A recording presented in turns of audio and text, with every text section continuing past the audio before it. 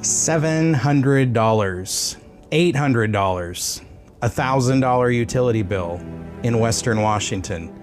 Not for a mansion, not for a luxury estate.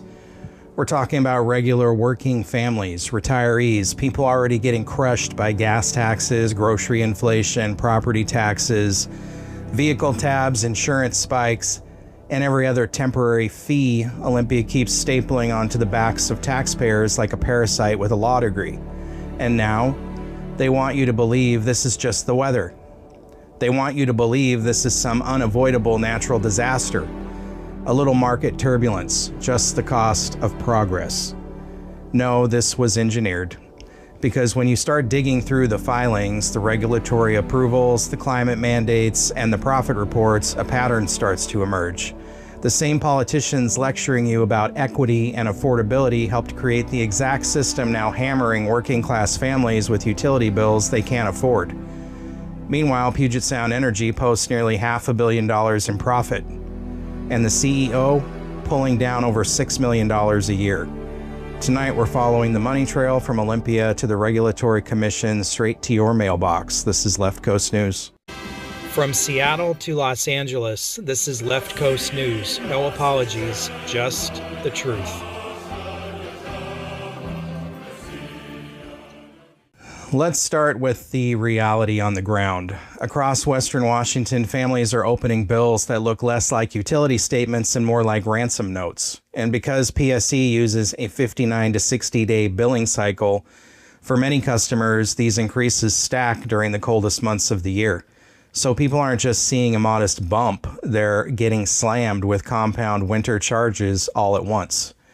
The official approved increase that kicked in January 1st of this year, about 12% for electricity, 7% for natural gas. And that's just the baseline rate. The real damage comes from all the mechanisms buried underneath it, the stuff average people never hear about until their bank account gets kneecapped. One of the biggest is something called the Power Cost Adjustment, the PCA. Sounds boring, sounds technical, which is exactly how government agencies and corporate lawyers like it. People have an incredible talent for hiding pain behind acronyms. It's like if the media called protection money a community stabilization contribution. The PCA allows PSE to automatically pass fluctuating wholesale power costs directly onto you. And those power costs exploded. Between 2025 and 2026, PSE's cost for producing, buying, and storing energy jumped by 59%. 59. Not because your family suddenly started using industrial-grade laser cannons in the garage, because the regional energy system is under enormous strain. Now here's where politics enters the picture, whether Olympia likes it or not. Washington state Democrats passed aggressive climate laws that fundamentally reshaped how utilities operate. The Clean Energy Transformation Act, CETA, the Climate Commitment Act, the CCA. These laws legally force utilities into an accelerated transition away from traditional fossil fuel generation toward renewable energy systems. That means retiring cheaper baseline power sources like coal while simultaneously building massive new wind farms, solar projects, battery systems, transmission upgrades, and grid stabilization infrastructure. None of that is cheap. PSE is now chasing billions of dollars in renewable infrastructure spending to comply with these state mandates. Billions. And because these deadlines are written directly into state law, the Utilities and Transportation Commission, the UTC, basically has its hands tied. The state created the mandates, and the regulatory system allows utilities to recover those costs from ratepayers, meaning you. And let's talk about the UTC for a second. This isn't some elected body directly accountable to voters. These commissioners are appointed by the governor. Critics argue the structure creates a system where regulators are naturally aligned with the executive branch's climate agenda rather than aggressively defending ratepayers from cost explosions. You think? Whether people like hearing that or not, that is the reality of how the framework operates. The government didn't accidentally stumble into this situation. They design the policy architecture. But the green mandates are only half the story. The other half, big tech. Washington is experiencing an explosion in AI infrastructure and data center construction. These facilities consume absurd amounts of electricity. Entire industrial-scale campuses sucking power around the clock to train AI systems, process cloud storage, and feed the endless digital machine. And here's the kicker. A bill was actually introduced in Olympia this session that would have forced these data centers to shoulder more of the grid upgrade burden themselves. HB 2515. The idea was simple. If giant tech corporations are massively increasing grid demand, then they should pay a larger share of the infrastructure costs instead of dumping them onto residential customers. Makes sense, right? Which is usually a warning sign in politics. The bill failed. This is from a government that claims they want to protect taxpayers, make it more affordable for taxpayers. So now ordinary ratepayers are helping absorb the cost of grid expansion needed to support massive commercial load growth. At the same time, Bonneville Power Administration transmission costs jumped over 24%. Traditional generation capacity keeps disappearing. Demand keeps climbing. And the state keeps forcing faster electrification, electric vehicles, electric heating conversions, more strain, more demand, more pressure on a grid already stretched tight. Then everybody acts shocked when the bills explode, like a guy throwing cinder blocks into a canoe and acting stunned when it starts sinking. Now, if this were truly just a crisis everybody was suffering through equally, you'd expect utility profits to be collapsing too, except they aren't. According to PSC's own financial filings, the company made roughly $346 million in net profit in 2024. In 2025, that jumped to nearly $459 million, a 32% increase. At the exact same time, Washington families were getting financially carpet-bombed by utility bills. And what drove that increase? PSC openly stated that higher revenues tied to the approved rate structure contributed heavily to the jump. Translation, your pain became their revenue stream. Then there's CEO compensation. PSC President and CEO Mary Kipp received a total compensation package valued around $6.4 million. Over $5 million of that came through bonuses and incentive structures.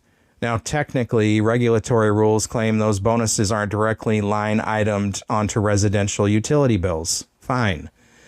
But corporate profits still originate from ratepayer money.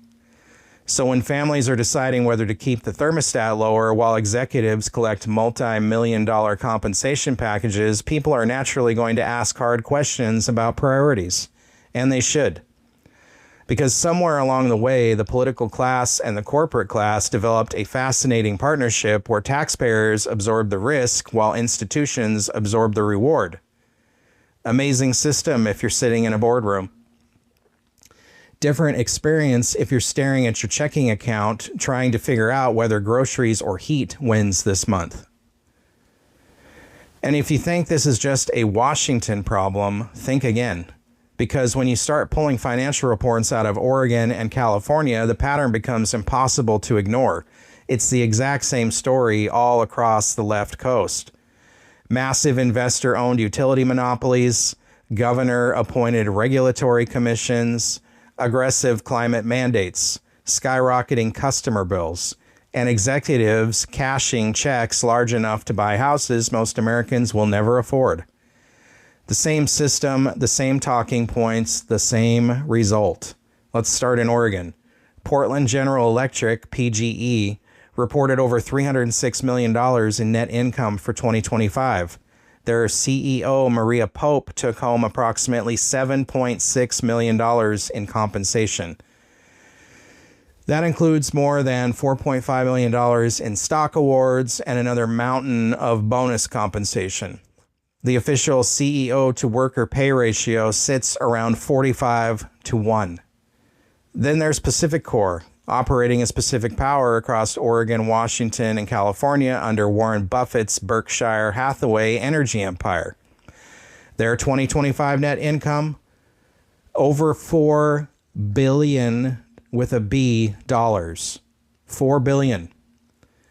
That jump came after years of wildfire settlements and restructuring, but the core system remains identical. Rate recovery, guaranteed returns, and a regulatory framework designed to protect utility profitability even while customers drown in bills.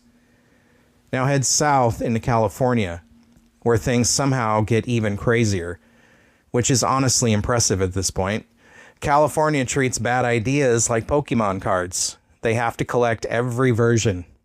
Pacific Gas and Electric, PG&E, reported approximately $2.59 billion with a B dollars in profit for 2025.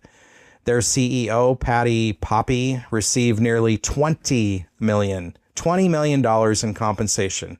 $19.8 million, a 25% raise, while Californians are paying some of the highest electricity rates in the entire United States.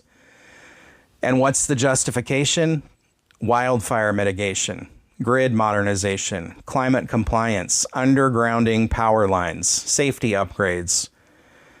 Yeah, some of those concerns are legitimate and need to be done. Nobody wants towns burning down because aging infrastructure explodes during fire season, but the structure itself creates a massive incentive problem. How about you take some of her salary and put it towards all that stuff instead of getting it from ratepayers? Because investor-owned utilities operate under guaranteed return systems. That's the loophole most people never hear about. Public advocacy groups in California have been screaming about this for years. The more infrastructure utilities build, the larger the regulated return they can collect. State commissions routinely authorize profit margins around 9 to 10% on approved spending. So the cycle becomes self-reinforcing. The legislature passes aggressive mandates, utilities spend billions complying, regulators approve rate recovery, corporate profits remain protected. Executives collect multi-million-dollar compensation packages, and ratepayers get obliterated. It's a perfect insulated ecosystem where the risk flows downward and rewards flow upward. Meanwhile, ordinary people are sitting at their kitchen tables trying to decide whether they can afford groceries after opening a utility bill. And the pain is spreading everywhere. In Oregon, utility rates are now reportedly more than 50% higher than they were in 2020. So much public anger exploded over winter billing spikes that lawmakers actually passed legislation preventing utilities from implementing new hikes during winter months because households literally couldn't absorb the financial hit anymore. Think about that. The state effectively acknowledged bills have become so brutal they needed seasonal restrictions to stop consumers from getting crushed during freezing weather. Then you get to California. Electricity prices there have risen over 90% since 2013. And now California has introduced income-based fixed utility charges where customers pay mandatory flat fees just to remain connected to the grid regardless of actual usage. That means even if families cut consumption, turn off lights, install solar, and try to conserve, they still get hit with baseline charges simply for existing inside the system. People are trying to save money while the system keeps redesigning itself to guarantee revenue extraction anyway. And that's the broader West Coast pattern. From Seattle to Portland to Sacramento, the same political ideology built the same regulatory framework with the same outcome. Higher costs, higher rates, higher corporate profits, and working families footing the bill while being told it's all necessary for the transition. This is your Democrats creating these laws, protecting these corporate interests. Democrats that claim to care about the taxpayer want to save you money. It's all lies. At some point, taxpayers are going to have to ask a very reasonable question. If these policies are so successful, why does life keep getting more expensive for the people actually paying for them? Funny how that question never seems to come up at the executive bonus meetings. People really did invent a fascinating civilization, didn't we? Here's the part that should concern every household in Washington. The current pain may only be the beginning. PSC has already filed proposals for additional hikes stretching into 2027, 2028, and 2029. The biggest proposed increase, nearly 17% for residential electric customers in 2027 alone. Natural gas, another 13% jump proposed right out of the gate. Now, to be fair, those future hikes are not approved yet. The UTC has suspended them pending review under dockets 26005 and 26006. There's an active public comment process underway right now. But the broader trajectory is clear. Higher infrastructure costs, higher compliance costs, higher transmission costs, higher demand, higher rates, and the average taxpayer keeps getting squeezed from every direction while state leaders continue selling expensive policy experiments as moral necessities. Meanwhile, Washington residents are already dealing with some of the highest gas taxes in America, rising property taxes, insurance hikes, and a cost of living that's becoming outright hostile to middle-class families. There's a point where ordinary people stop hearing the phrase energy transition and start hearing you're paying more forever. And honestly, you can understand. Nobody's arguing that the electric grid should stay frozen in 1975. Nobody's arguing against reliability. But there's a growing anger across Washington because families feel like they're being forced to bankroll an accelerated political and corporate transformation they never truly consented to and increasingly can't afford. And when elected officials champion the mandates, when appointed regulators approve the frameworks, when corporations post record profits, and when taxpayers get handed the bill, people are going to connect the dots. That isn't extremism. That's accountability. Keep watching your statements. Keep watching Olympia. And keep asking who benefits every time another necessary change is made. If this report helped break down what's really happening, make sure you like, share, and subscribe. Follow Left Coast News on YouTube, Rumble, Brighteon, BitChute, Patreon, Facebook, X, Truth Social, Instagram, TikTok, and Spotify. Drop a comment below and let me know what your utility bill looks like, because this is exactly the kind of pressure taxpayers need to document and push back on when necessary adjustment shows up in your mailbox. Because this fight isn't just about electricity anymore. It's about whether working families in Washington can still afford to live in the state they grew up in. This is Left Coast News.